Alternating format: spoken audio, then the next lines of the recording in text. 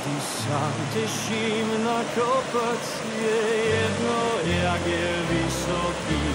Zabalím si trochu jedla, nevadí, keď zájdem vedľa.